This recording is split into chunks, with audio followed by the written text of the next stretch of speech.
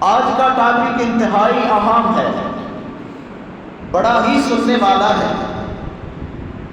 بھائیوں سے گزارش ہے، جہاں تک میری آواز جا رہی ہے، وہ سامعین ہوں یا ناظرین ہوں، ان سے گزارش ہے کہ میری بات کو توجہ کے ساتھ سنیں اور آخر تک سنیں۔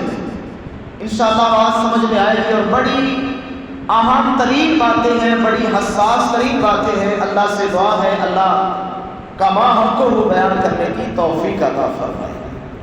قربانی کے ایام ہیں، یہ ذوالحجہ کے بڑے ہی قیمتی ترین ایام ہیں۔ ان کے اندر ایک ہم بڑا ہی اہم فریضہ ادا کرتے ہیں۔ قربانی کی صورت کے اندر ہم 10 ذوالحجہ کو انشاءاللہ قربانی کریں گے۔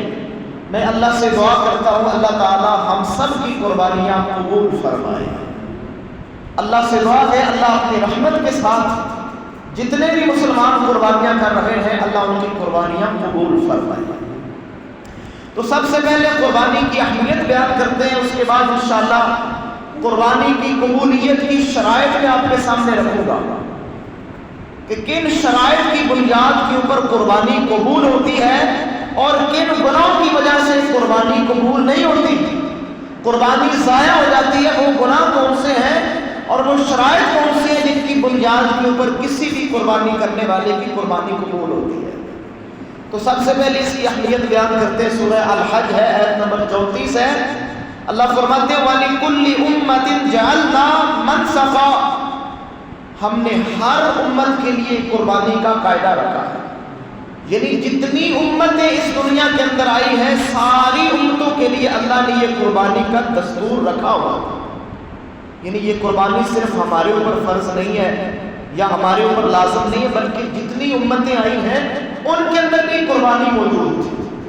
وجہ کیا ہے؟ اللہ فرماتے ہیں لِيَذْكُرُوا اسْمَ اللَّهِ عَلَى مَا رَزَقَهُمْ مِنْ بَهِيمَةِ الْأَنْعَامِ، تاکہ وہ اپنے پالتو چوپائے جو ہیں مویشی ہیں ان کے اوپر اللہ کا نام یاد کریں، یعنی بطور نیاز قربانی اللہ کے نام کے ساتھ اللہ کے لیے کریں۔ اللہ فرماتے ہیں ہم نے یہ قربانی اس لیے رکھی ہے کہ یہ چوپاؤں کے اوپر چھری پھیرتے ہوئے ان کو ذبح کرتے ہوئے ہمارا نام لیں جو ہم نے ان کو عطا کی ہے۔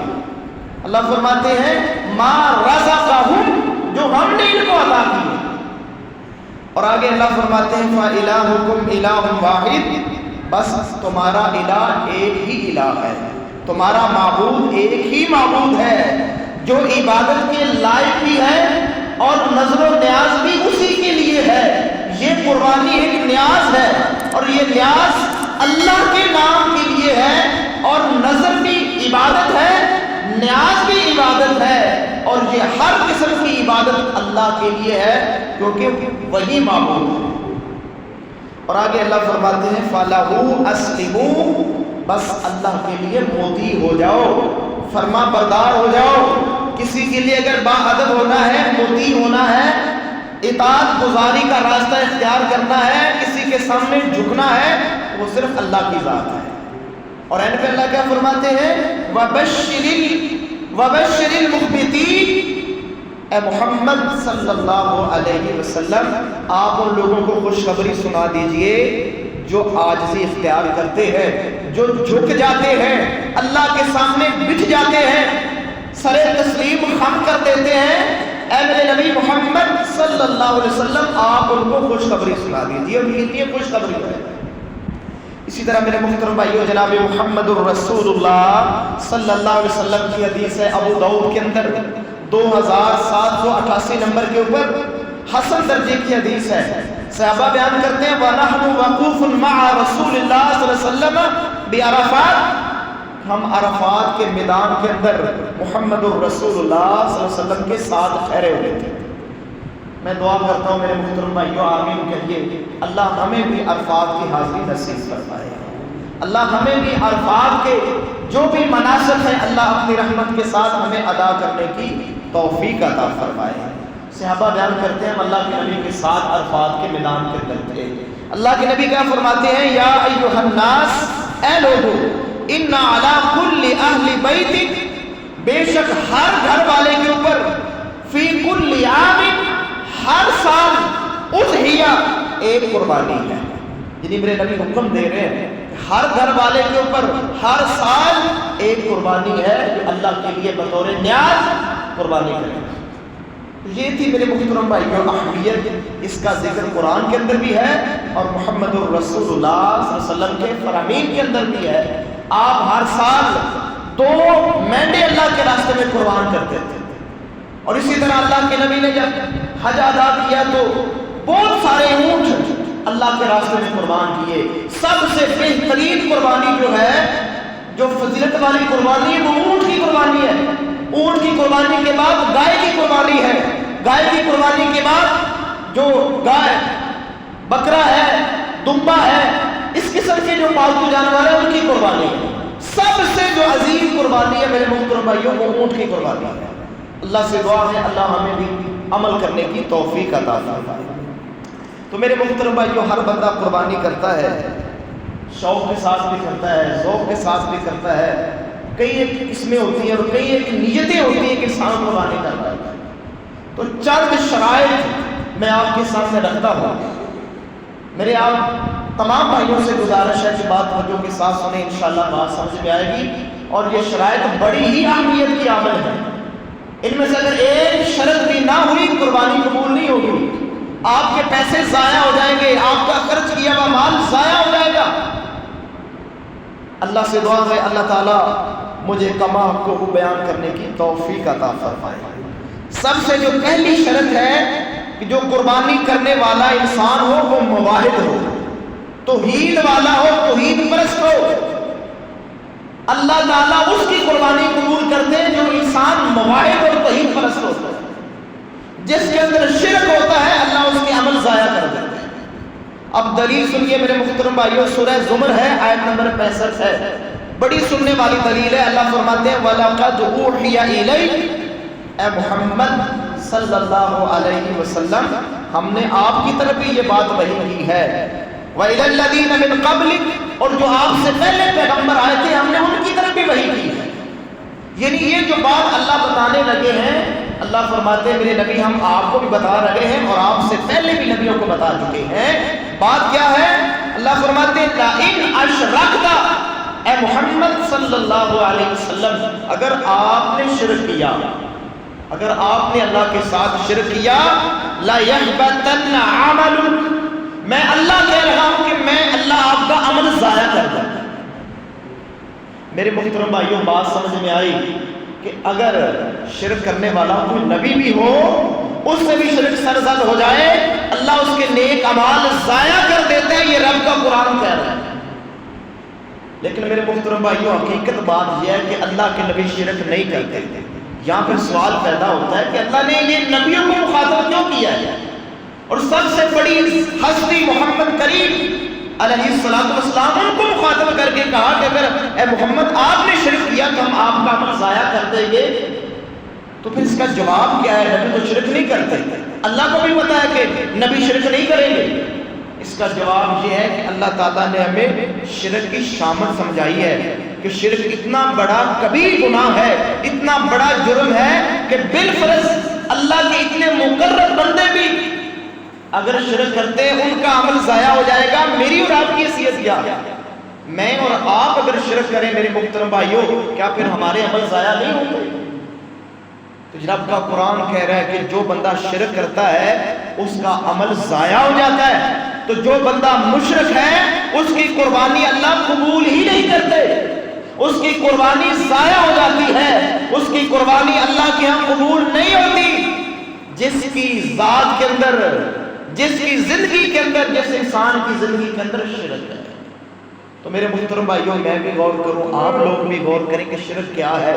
شرک یہ ہے کہ ہر قسم کی عبادت اللہ کے لیے خاص ہے، وہ نظر ہو، وہ نیاز ہو، وہ قربانی ہو، وہ کسی قسم کی بھی عبادت جس کو ہم کہتے ہیں وہ اللہ کے لیے. پھر دوسری تعریف یہ ہے کہ اللہ اپنی صفات کے اندر وہ وحدہ لا شریک ہے، اس جیسی صفات کسی کے اندر نہیں ہے. وہ تمام اختیارات کا مالک ہے، اس نے اپنے اختیار بندوں کو نہیں دیے. یہ جھوٹ ہے، یہ فریب ہے، اور یہ سب سے بڑا دجل ہے دنیا کے اندر انسان یہ سمجھے کہ اللہ نے اختیار اپنے پیارے بندوں کو دیے ہوئے. یہ سب سے بڑا جھوٹ ہے. تو یہی شرک ہے میرے محترم بھائیوں، جب انسان اللہ کو چھوڑ کر اللہ کی مخلوق کو راضی کرتا ہے کہ فلاں راضی ہو جائے، فلاں بزرگ راضی ہو جائے، فلاں خبر والا، فلاں فجر والا راضی ہو جائے، یہی سب سے بڑا شرک ہے۔ کیونکہ ہم راضی کرنے آئے ہیں تو صرف اللہ کو کرنے آئے ہیں۔ اللہ کے برگزیدہ پیغمبر نبی جتنے نبی آئے ہیں سارے کے سارے انہوں نے راضی کیا ہے تو اپنے رب کو راضی کیا ہے، اور رب کو راضی کرنے کے لیے اپنی جانیں قربان کی ہیں۔ بڑے بڑے نبی جو ہیں وہ اللہ کے راستے میں شہید ہوئے ہیں۔ ایک ایک وقت میں کئی کئی نبی بستیوں کے اندر آ کر اپنی قوم کو توحید کی دعوت دے کر شہادت کے رتبے پر فائز ہوئے ہیں، اس لیے کہ اللہ راضی ہو جائے۔ تو میرے محترم بھائیوں، اگر انسان کی زندگی کے اندر شرک ہے تو قربانی کا فائدہ کوئی نہیں ہے۔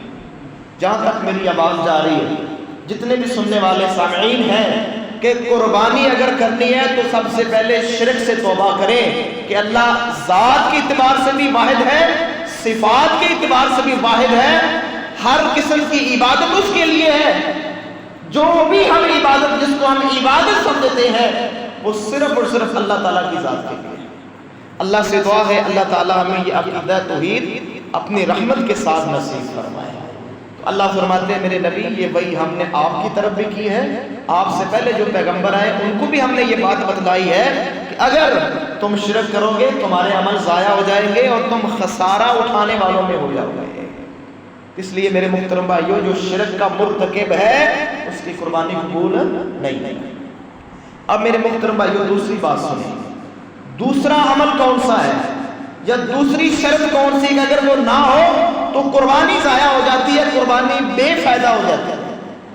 مسند احمد کے اندر حدیث موجود ہے 23,630 نمبر کے اوپر محمد الرسول اللہ صلی اللہ علیہ وسلم فرماتے ہیں ان اخوف ما اخاف علیکم الشرک الاصغر۔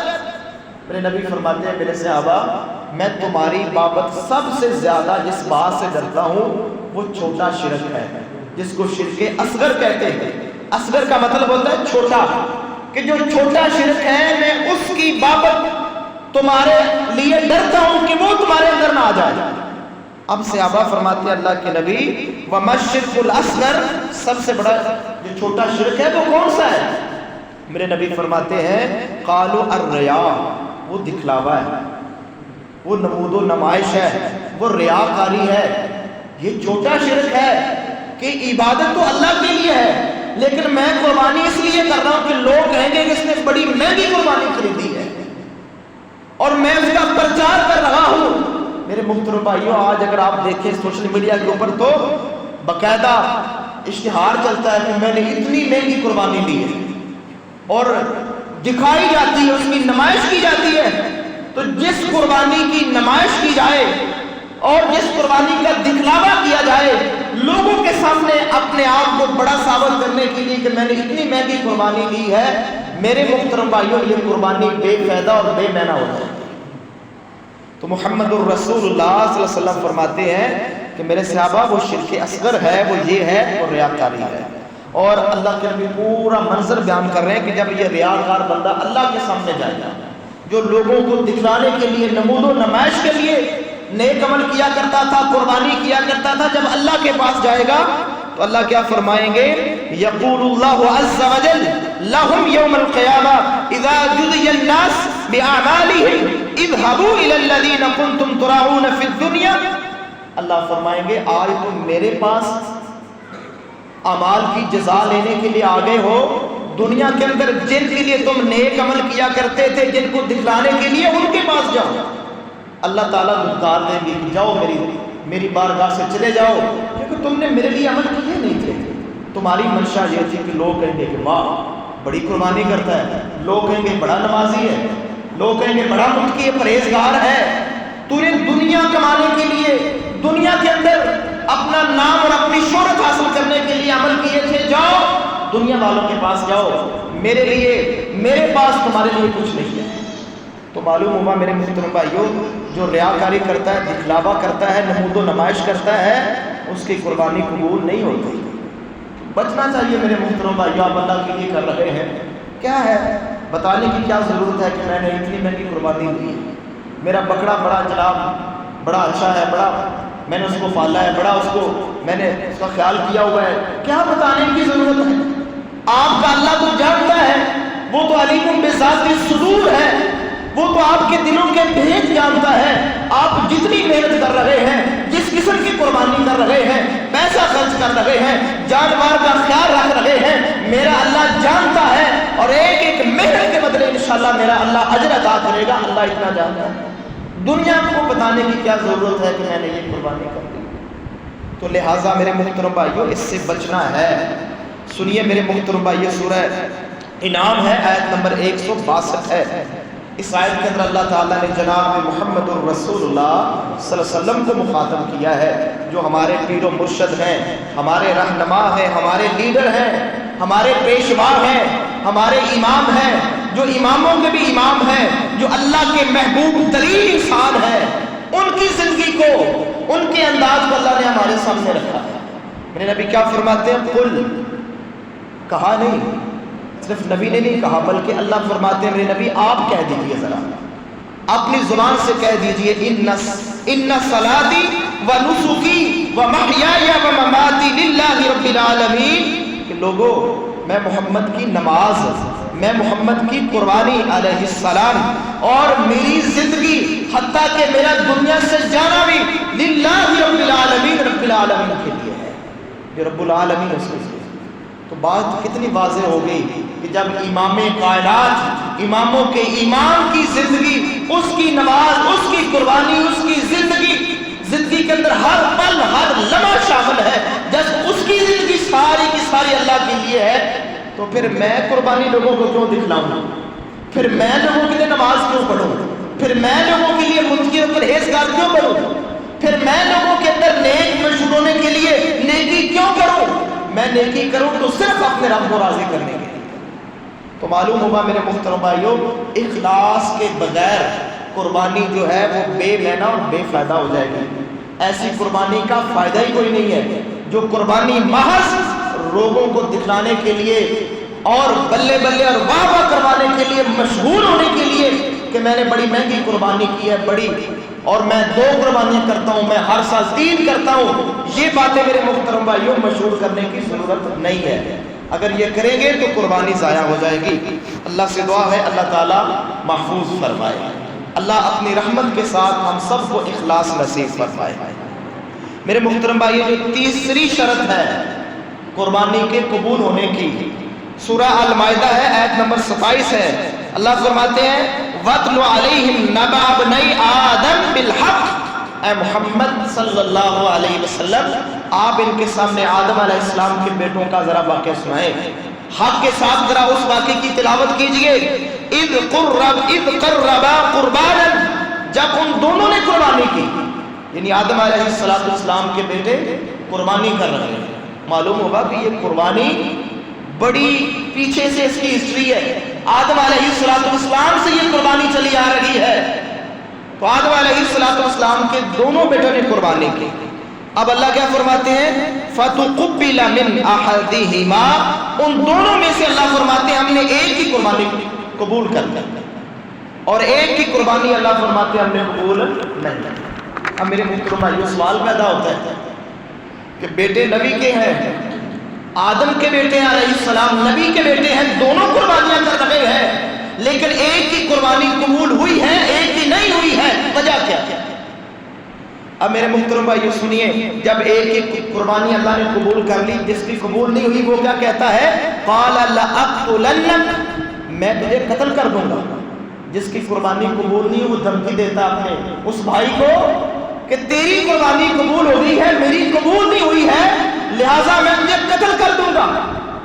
اب میرے محترم بھائیو جس کی قربانی قبول ہوئی ہے اس کی بات سنیے، وہ کیا کہتا ہے؟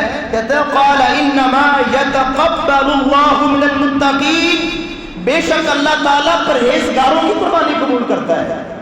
جو متقی لوگ ہیں، تقوی والے لوگ ہیں، اللہ سے ڈرنے والے لوگ ہیں، اللہ ان کی قربانی قبول کرتا ہے۔ تو میرے محترم بھائیو اگر تو قربانی کا مقصد ہے اللہ کا تقوی حاصل کرنا، اللہ کا ڈر حاصل کرنا، اللہ کا حکم سمجھنا، پرہیزگاری حاصل کرنا، پھر انشاءاللہ آپ کی قربانی قبول ہو جائے گی۔ اگر اس کے علاوہ کوئی نیت ہے تو میرے محترم بھائیو اگر تقویٰ کا اصول نہیں ہے، پرہیزگاری کا اصول نہیں ہے، تو یہ قربانی ضائع ہو جائے گی۔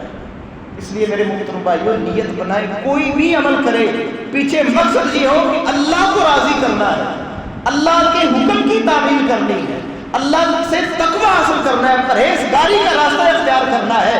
میں اس لیے نیک عمل کر رہا ہوں کہ یہ نیک لوگوں کا راستہ ہے، یہ پرہیزگاروں کا راستہ ہے، پھر انشاءاللہ اللہ تعالیٰ قبول کر لیتے ہیں۔ اب میرے محترم بھائیو جس کی قربانی قبول ہوئی، تفاسیر کے اندر آتا ہے وہ اللہ کا نیک بندہ تھا، متقی انسان تھا، وہ آدم علیہ السلام کا بیٹا۔ اس نے قربانی اللہ کے لیے وہ پیش کی جو بہترین تھی، جو اچھی تھی، بہترین قربانی رکھی کہ میں اللہ کے لیے دے رہا ہوں۔ اور دوسرے نے تو ایک نام ہی پورا کیا قربانی کا، اس نے وہ خاص کوئی معیاری چیز نہیں پیش کی، اس کا مقصد ہی پرہیزگاری نہیں تھی۔ تو معلوم ہوا کہ جو پرہیزگار ہوتے ہیں، نیک لوگ ہوتے ہیں، وہ جب بھی اللہ کو پیش کرتے ہیں عمدہ چیز پیش کرتے ہیں، بہترین چیز پیش کرتے ہیں۔ عموماً سوال لوگ کرتے ہیں کہ جانور کیسا ہونا چاہیے، حالانکہ یہ سوال کوئی پوچھنے والا نہیں ہے۔ آپ اللہ کے لیے دے رہے ہیں، قربانی اللہ کے لیے کر رہے ہیں، بطور نیاز آپ اللہ کے نام کے اوپر نیاز دے رہے ہیں، پھر یہ بندہ پوچھے جانور کیسا؟ خود بخود سمجھ میں آتا ہے کہ جانور بہترین ہو، پلا ہوا ہو اور مضبوط اور طاقتور ہو، جو خود کو پسند آ رہا ہو، وہ اللہ کے راستے میں پیش کرتا ہے۔ تو معلوم ہوا اگر اللہ کے راستے میں قربانی میرے محترم بھائیوں کرنی ہے، اپنی طرف سے پوری کوشش کریں کہ وہ جانور پیش کیا جائے جو انتہائی بہترین ہو، اچھا ہو، خوبصورت ہو، سنت کے مطابق ہو، وہ جانور اللہ کے راستے میں پیش کیا جائے۔ انشاءاللہ ایسی قربانی اللہ تعالیٰ قبول کرے گا۔ اسی طرح میرے محترم بھائیو سورہ الحج ہے، آیت نمبر 37 ہے، اللہ فرماتے ہیں لَن يَنَالَ اللَّهَ لُحُومُهَا وَلَا دِمَاؤُهَا وَلَٰكِن يَنَالُهُ التَّقْوَىٰ مِنكُمْ۔ اللہ فرماتے ہیں مجھے تمہاری قربانیوں کا گوشت، تمہاری قربانیوں کا خون نہیں پہنچتا، بلکہ میرے تک تو تمہارے دلوں کا تقویٰ پہنچتا ہے، تمہارے دل کی کیفیت پہنچتی ہے۔ جب تم قربانی کر رہے تھے تمہارا دل کیا تھا، دل کیا کہہ رہا تھا؟ اللہ کے لیے کر رہے تھے یا صرف گوشت کھانے کے لیے کر رہے تھے؟ اللہ کے لیے کر رہے تھے یا صرف دکھانے کے لیے کر رہے تھے؟ تمہارے دل کی کیفیت کیا تھی؟ تم اللہ کے لیے قربان کر رہے تھے، قربانی کر رہے تھے، تمہارا دل کیا کہہ رہا تھا؟ اللہ فرماتے ہیں میرے تک تمہارے جانوروں کا گوشت خون نہیں پہنچتا، بلکہ تمہارے دلوں کی پرہیزگاری پہنچتی ہے۔ میرے محترم بھائیوں سارے اعمال کی جو بنیاد ہے اور سارے اعمال کا جو حاصل ہے اور سارے اعمال کا جو مطلوب ہے میرے اللہ کو، وہ آپ کی پرہیزگاری اور آپ کی نیت ہے۔ عمل چھوٹا بھی ہو لیکن نیت یہ ہو کہ اللہ راضی ہو جائے۔ میرے محترم بھائیوں اللہ اس قدر نوازتے ہیں کہ انسان حیران و شش رہ جائے۔ صحیح حدیث ہے، ایک آدمی جا رہا تھا، راستے میں ایک ٹہنی تھی درخت کی، وہ مسافروں کو پریشان کر رہی تھی، اس نے اس لیے کاٹ دی کہ لوگوں کو پریشانی ہوتی ہے، لوگوں کی آسانی کے لیے، لوگوں کو آسانی پہنچانے کے لیے اس نے لوگوں کے لیے خیر خواہی کا معاملہ کیا۔ اب اس کی نیت یہ نہیں تھی کہ لوگ کہیں گے اس نے بڑا نیک عمل کر لیا، یہ بڑا شریف انسان ہے، نیک انسان، اس نے بڑا اچھا کام کیا، نہیں، صرف اس کی نیت یہ تھی کہ لوگوں کے لیے آسانی ہو جائے، میرا اللہ راضی ہو جائے، لوگوں کے لیے مشکل دور ہو جائے۔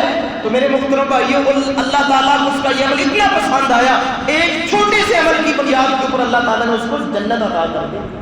صحیح حدیث ہے، صحیح بات ہے۔ تو معلوم ہوگا کہ عمل چھوٹا بھی ہو اللہ کے لیے، اللہ کی رضا کے لیے ہو، وہ انشاءاللہ کفایت کر جائے گا۔ اگر میرے اللہ نے قبول کر لیا تو وہ کفایت کر جائے گا، اور عمل بڑے سے بڑا عمل کیوں نہ ہو لیکن ہو لوگوں کے لیے، ہو اپنی شہرت کے لیے، ہو مقصد کچھ اور ہو، تو وہ عمل میرے محترم بھائیوں ضائع اور بیکار ہو جائے گا۔ اور آگے سنیے میرے محترم بھائیوں، جو چوتھی شرط ہے وہ یہ ہے کہ قربانی کا سارا جو عمل ہے وہ سنت کے مطابق ہونا چاہیے، میرے نبی کے طریقے کے مطابق ہونا چاہیے۔ کوئی عمل قبول نہیں ہوگا میرے محترم بھائیوں جو عمل محمد رسول اللہ صلی اللہ علیہ وسلم کی سنت کے مطابق نہیں ہے، جس کے اوپر آپ کی مہر نہیں لگی، وہ عمل قبول نہیں ہوگا۔ وہ عمل چاہے کرنے والا کوئی بڑے سے بڑا امام کیوں نہ ہو، بڑے سے بڑا محدث کیوں نہ، اس کا عمل بیکار اور بے فائدہ ہو جائے گا۔ جناب محمد کریم علیہ السلام کے زمانے میں ایک صحابی نے نماز عید سے پہلے قربانی کر لی، حالانکہ اس کی نیت اچھی تھی کہ چلو میں ٹائم کے ساتھ قربانی کر لیتا ہوں اور عید کے فوراً بعد میں گوشت تقسیم کر دوں گا، غریبوں میں کھانا پہنچ جائے گا، تقسیم ہو جائے گا گوشت۔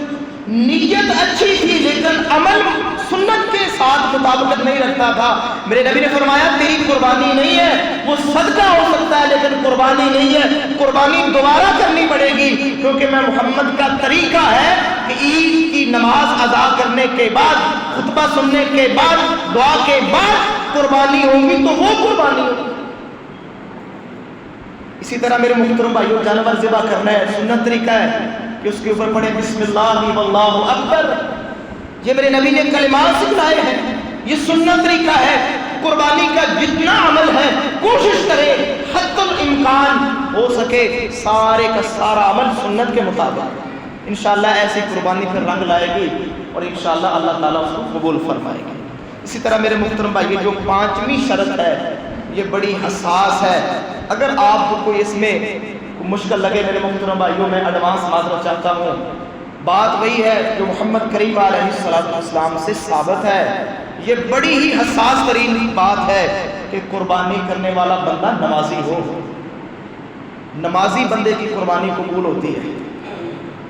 اب میرے محترم بھائیوں، یہ نہ تو کوئی اختلاف کی بات ہے اور نہ ہی اس میں کوئی شدت پسندی ہے، بلکہ بڑی واضح بات ہے کہ جو بے نماز بندہ ہے اس کی قربانی قبول نہیں ہوتی۔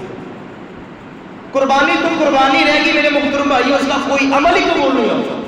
اب میرے محترم بھائیوں، اس کی دلیل سنیے، مصنف ابن ابی شیبہ کے اندر حدیث موجود ہے، حوالے کا میں ذمہ دار ہوں، غالباً 33-58 نمبر کے اوپر یہ حدیث موجود ہے۔ میرے نبی فرماتے ہیں من ترک صلاۃ مکتوبہ حتی تفوتہ من غیر عذر فقد حبط عملہ، کہ جس بندے نے جان بوجھ کر بغیر عذر کے نماز چھوڑ دی اللہ اس کا نیک عمل ضائع کر دیتا ہے۔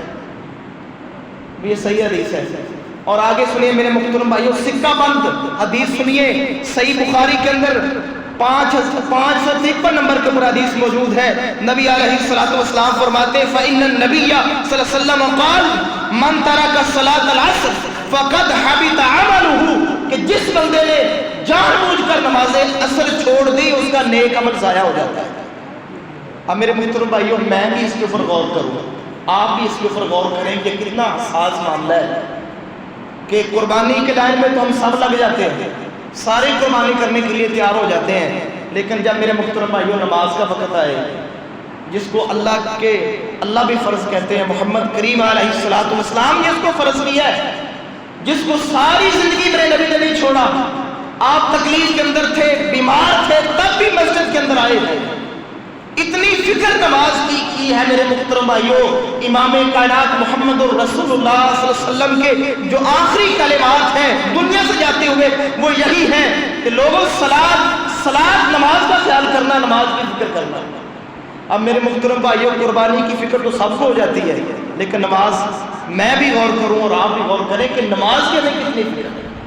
تو نمازی ہونا میرے محترم بھائیوں بے حد ضروری ہے، اگر نمازی نہیں ہے تو پھر آپ کی قربانی خطرے کے اندر ہے۔ میں کوئی فتویٰ نہیں لگاتا کہ آپ کی قربانی قبول نہیں ہوگی، ضائع ہو جائے گی، لیکن یہ بات ضرور کہتا ہوں کہ آپ کا یہ عمل بڑے ہی خطرے کے اندر ہے، ہو سکتا ہے یہ رد ہو جائے اگر آپ کی زندگی کے اندر نماز نہیں ہے تو قربانی، یہ آپ کا مال یا آپ کا پیسہ ضائع ہونے کا بڑا ہی خطرہ ہے۔ اللہ سے دعا ہے اللہ سمجھنے کی توفیق عطا فرمائے، کیونکہ میرے محترم بھائیوں یہ فرض ہے، اس کے بارے میں سوال کرنا ہے۔ قربانی واجب بھی اس کو کہتے ہیں، سنت موقدہ بھی کہتے ہیں، اس کی گنجائش نکل جاتی ہے اگر بندہ مقروض ہے یا صاحب استطاعت نہیں ہے تو نہ کرے تو اس کے اوپر کوئی گناہ نہیں ہے، لیکن اگر بندہ فاقوں کی زندگی گزار رہا ہے، کھانے کے لیے اس کے پاس ایک ٹائم کا کھانا بھی نہیں ہے، نماز اس کو بھی معاف نہیں ہے، نماز وہ بھی ادا کرے گا۔ بیمار ہے، بستر بیمار کے اوپر پڑا ہوا ہے، بیٹھ نہیں سکتا، لیٹ کے پڑے گا، لازمی پڑے گا، اشارے کے ساتھ پڑے گا، فرض ہے یہ۔ تو میرے محترم بھائیو، جب فرض چھوڑ کر ہم سمجھیں کہ میں قربانی کر کے اللہ تعالیٰ کا قرب پالوں گا تو یہ میرے محترم بھائیو ماذ خوش فہمی ہے، اللہ سے دعا ہے اللہ ہمیں سمجھنے کی توفیق عطا فرمائے، نماز کا پابند بنائے۔ یہ بڑا حساس معاملہ ہے میرے محترم بھائیوں، خدا کے لیے اللہ کے لیے اس مسئلے کو سمجھیے۔ مختصر زندگی ہے، گزر رہی ہے، جا رہی ہے، سب سے پہلا آپ کے ساتھ سوال ہونے والا نماز کا ہے، اور آپ کی قبر جو بہترین بنے گی یا